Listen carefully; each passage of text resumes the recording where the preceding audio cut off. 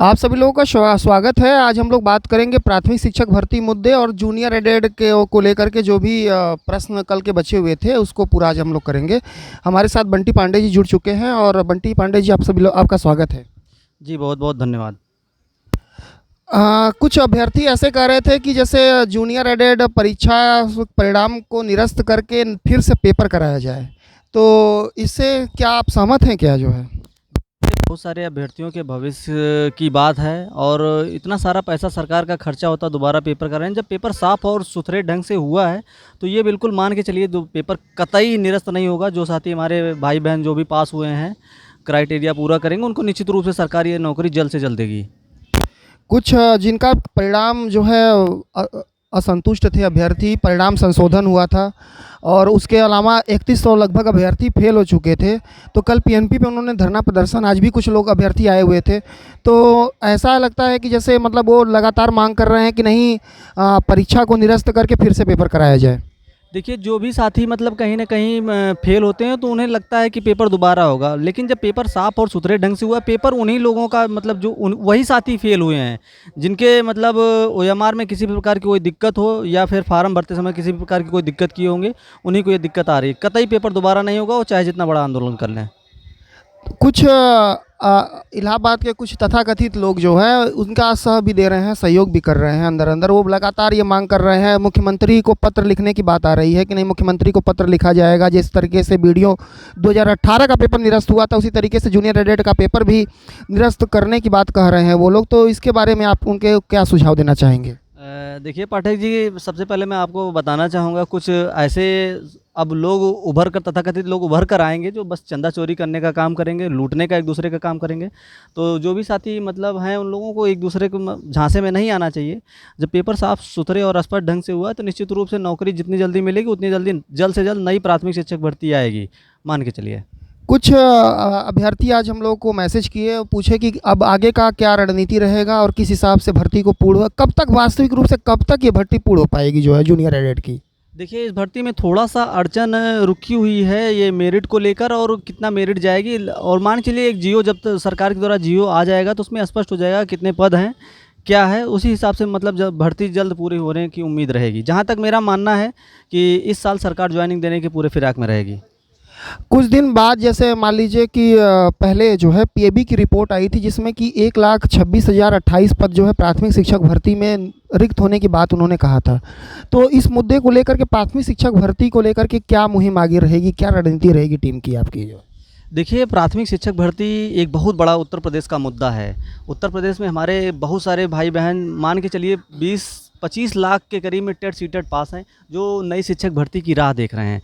तो उत्तर प्रदेश में अभी देखा होगा हाल ही में आपने 2 करोड़ के समथिंग छात्रों ने प्राथमिक के विद्यालयों में एडमिशन लिया है। तो उस हिसाब से अगर छात्र और शिक्षक का अनुपात निकाला जाए तो कहीं न कहीं शिक्षकों की बहुत सारी कमी है। मेरा मानना है जहाँ तक 1.5 लाख से ऊपर पद रिक्त हैं, पीएबी की रिपोर्ट में आपने देखा होगा 1,26,000 समथिंग है।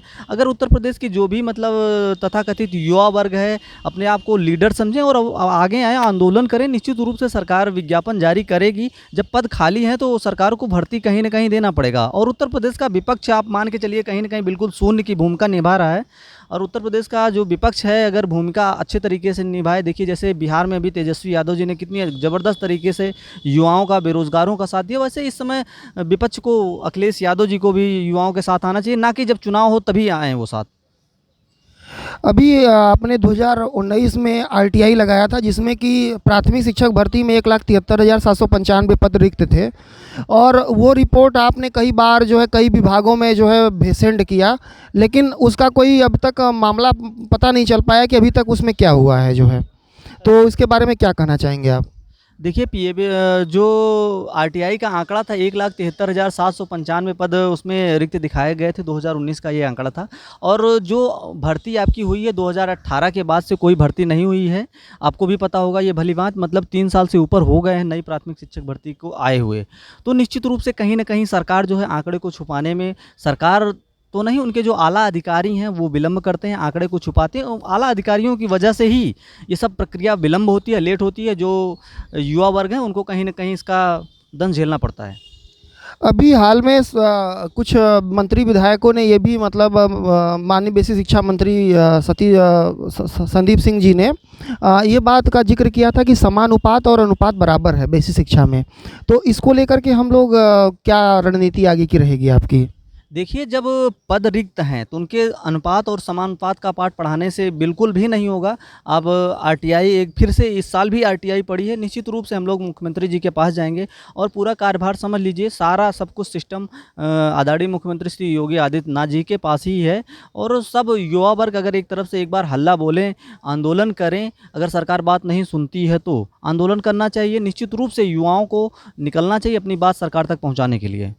अभी सरकार ने वो 51,112 यानी कि 51,112 का हलफनामा सुप्रीम कोर्ट में लगाया था 69,000 शिक्षक भर्ती में। तो अभी भी सरकार तब फिर क्यों बदल रही है, क्यों बार बार ये बोल रही है कि हमारे यहाँ समानुपात और शिक्षक भर्तियाँ हो चुकी हैं, पद रिक्त नहीं है? तो ये क्या रणनीति है? क्या कोर्ट जाने से इस मुद्दे का हल निकल सकता है, आपको लगता है ऐसा? देखिए, हमारा विचार तो था स्टार्टिंग में ही कि 51,112 का जब सुप्रीम कोर्ट में 69,000 शिक्षक भर्ती में इन्होंने हलफनामा लगाया कि हमारे पास इतना पद रिक्त हैं, हम शिक्षा मित्रों को अंतिम राहत देते हुए भर्ती को जल्द से जल्द पूरा करेंगे। अब 51,000 सरकार ने खुद ही कबूला है। वो हलफनामा, पूरे हलफनामा की पूरी कापी हमारे पास है, हमने वकील साहब से निकलवा ली है। तो इसको लेकर कहीं न कहीं अगर अगला कदम, अगर विज्ञापन नहीं जारी करते हैं, कोर्ट का रास्ता देखा जाए तो निश्चित रूप से कोर्ट से राहत मिलेगी, 101% मिलेगी। अभी आपने हाल में इको गार्डन में भी धरना किया था और विधानसभा घेराव में भी आप अग्रणी भूमिका निभाए थे, या सीआरटी पे भी आपने धरना किया था, या पीएनपी पे भी धरना किया था। तो अभी क्या धरने का आयोजन हो सकता है जो है? बिल्कुल, देखिए, जब सभी भाइयों बहनों का साथ मिलेगा तो देखिए नियुक्ति और ये सब प्रक्रिया अपनी जगह है। अभी इतनी जल्दी जूनियर की भर्ती पूरा नहीं हो रही है, लेकिन हाँ, अगर आप लोगों का साथ और सहयोग मिला तो निश्चित रूप से बड़ा कुछ किया जाएगा आप लोगों के हक के लिए। हम लोगों ने लगातार लड़ाई लड़ी है, हम लोग रुकने वाले नहीं हैं। निश्चित रूप से बेरोज़गारी के खिलाफ हम लोग लगातार ट्विटर से लेकर ज़मीनी संघर्ष हम लोगों ने बहुत ज़बरदस्त तरीके से किया और आगे भी करते रहेंगे युवाओं भाइयों बहनों के लिए। वास्तविक रूप से उत्तर प्रदेश के जो बेरोजगार युवा हैं उनके लिए क्या आपका संदेश रहेगा जो है कि कब तक वो प्राथमिक शिक्षक भर्ती के लिए वो प्रयास कर सकते हैं, कब तक आ सकती है? देखिए, सबसे बड़ी बात मैं आप लोगों को बता दूं, अभी मैं सभी अधिकारियों से, कुछ अधिकारियों से लगातार मिला हूं, तो इसमें ये संदेश आया है, ये पता चला है कि अभी सरकार जो है अक्टूबर महीने में, इस महीने के बाद अक्टूबर में टेट का प्रस्ताव भेजने वाली है। टेट के प्रस्ताव के बाद ही शिक्षक भर्ती संभव है।